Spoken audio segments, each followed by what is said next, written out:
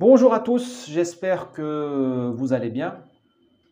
Il m'arrive très souvent de critiquer le délire LGBT, ce qu'est devenu le mouvement LGBT, sa récupération politique comme une arme de guerre, comme une espèce de roquette que l'on lance sur le visage de l'Occident pour diluer ce qui reste de la famille, diluer ce qui reste j'allais dire des bonnes mœurs et installer le marché au cœur de l'utérus. Parce que maintenant, au nom des droits LGBT, même la reproduction humaine est devenue une affaire de Big Pharma subventionnée par les États, hein. La GPA pour toutes n'est rien d'autre que ça.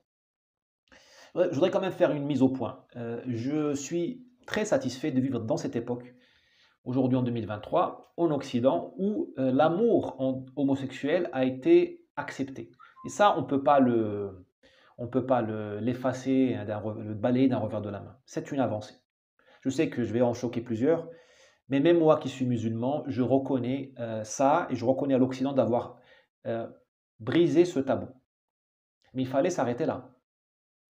Parce qu'une chose est de respecter l'amour qu'il y a entre deux personnes du même sexe, une autre chose, c'est de m'obliger, moi, à l'applaudir ça et à obliger nos enfants à apprendre ça à l'école et nous juger, nous donner une injonction à l'homosexualité. Ça, c'est inacceptable. Aujourd'hui, être hétérosexuel est devenu comme une espèce de suspicion, hein. On doit s'excuser d'être hétérosexuel. Non. Et une chose est d'accepter l'égalité entre les hétéros et les homos, notamment au niveau de l'héritage et des accidents de la vie. C'est ce qu'a permis le Pax, c'est ce qu'il a permis de réparer. Et une autre chose, c'est de nous obliger à dire que le mariage homosexuel est légal du mariage hétérosexuel et de nous obliger à accepter une société du mariage libre ou des unions libres. Non, non.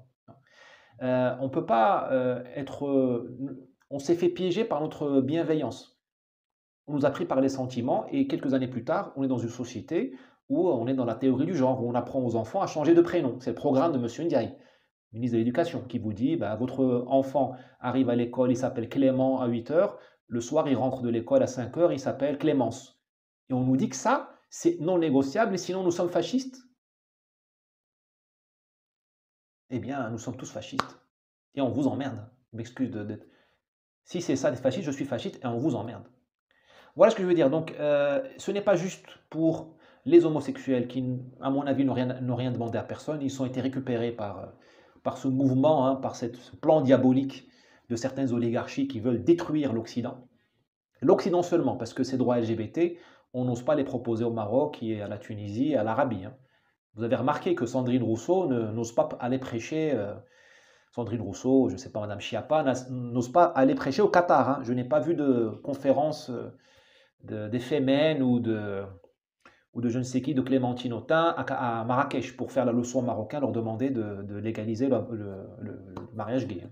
Bon, c'est un plan contre vous, contre l'Occident. Et les homosexuels devraient être innocentés de ce crime. C'est quand même ça me rappelle un film qui s'appelle Soudain l'été dernier, tiré d'un livre de Tennessee Williams, avec Montgomery Clift et Madame Taylor, Elizabeth Taylor, sur la tragédie de l'amour gay. On voit un monsieur homosexuel qui se fait lyncher par des adolescents latinos qu'il courtisait. C'était vraiment l'allégorie, enfin l'image de l'amour gay qui est un amour tragique. Et bien là, on est toujours dans la tragédie de l'amour gay. Finalement, on n'a pas libéré les homosexuels. On les a installés dans la tragédie. Parce que leur amour est utilisé pour détruire leur famille. Leur famille, c'est l'Occident, c'est leur maison commune. C'est pas gentil vis-à-vis des homosexuels.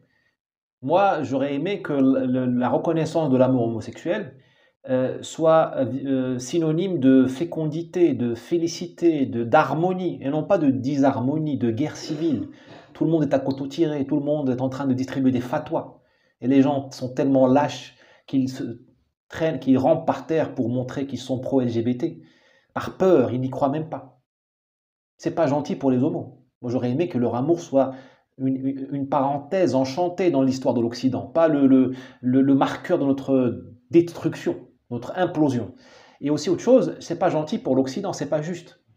C'est pas juste que l'Occident, au moment où il aboutit tel un naufragé sur la plage, au moment où il aboutit à la légalisation, à l'acceptation, à la banalisation, dans le bon sens du terme, de l'amour homosexuel, c'est pas gentil, c'est pas juste pour lui que ça coïncide avec sa fin.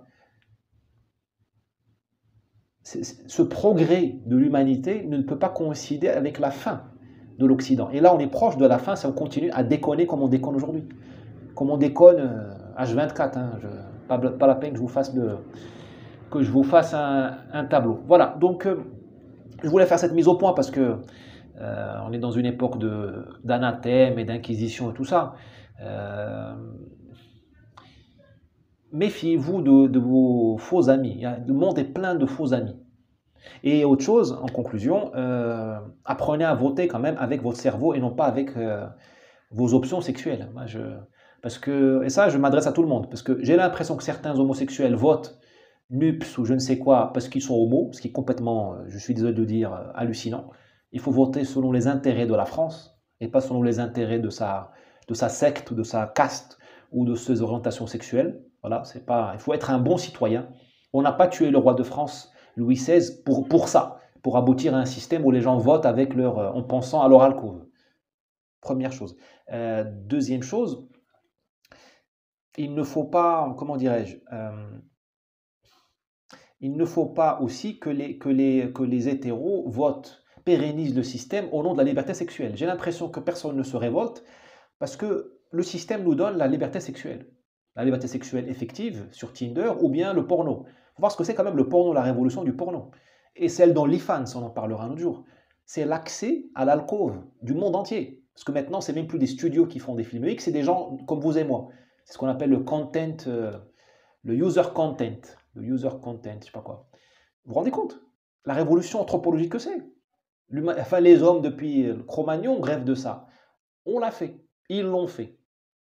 Eh bien, à mon humble avis, c'est un anesthésiant. Parce que les gens se disent, comment moi je vais aller suivre Zemmour, Driss ou je ne sais qui me demande de faire la révolution, d'envoyer tout bouler, alors que ce système-là, malgré ses défauts, malgré le grand remplacement, malgré le grand déclassement, malgré la grande désindustrialisation, malgré la sobriété imposée, malgré Macron, malgré Darmanin, malgré Schiappa, me permet d'assister à des films de cul, excuse, à des films X, et d'avoir la liberté sexuelle. Eh bien, je demande aussi aux hétéros de cesser d'oublier un peu ces libertés-là, ces licences, et de penser à leur intérêt. Leur maison est en train de brûler. Ben, si on veut forniquer, vaut mieux avoir un toit. Et l'autre toit, il est en train de partir. J'espère avoir été clair et avoir été utile. N'hésitez pas à partager cette vidéo et à vous abonner si ce n'est pas le cas. Ciao.